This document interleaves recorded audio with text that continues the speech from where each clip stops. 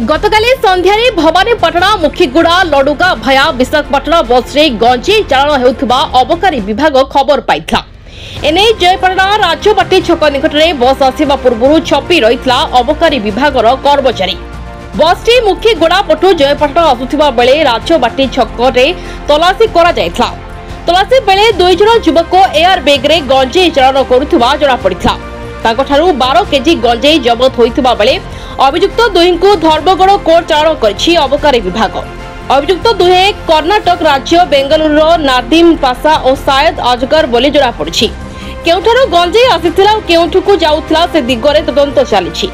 Sir आपन परिचय के देबे आ काली जो बाहर राज्य को गंजेई चालाण होतला कोठ जाउतला आ कोठु आपन माने धरले केमती खबर पाइले यार प्रति तो मो नाम नरेंद्र मिस मो जयपाटना अबकारी थाना रो ऑफिसर के जगह रे कार्य करछि।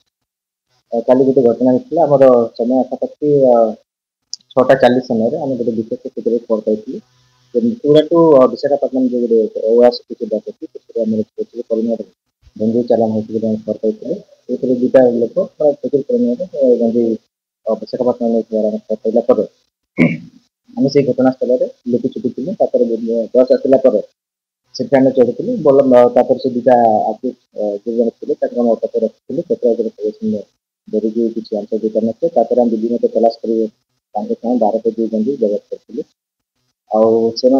नादिम पासा गुटे आर्टिस्ट सेकेंड होते शायद अजगर से 2 जन जाक कर्णाटक बासिंदा अच्छा बर्तमान आम इन्वेस्टिगेशन चलती सी मैंने कौटू आते देते इन्भाइज अच्छा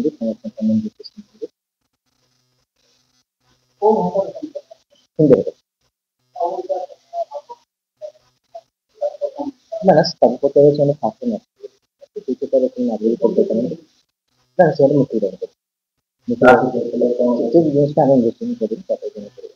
कोलांट्री चित्रसेन बाग को रिपोर्ट दुर्नीति लाइव।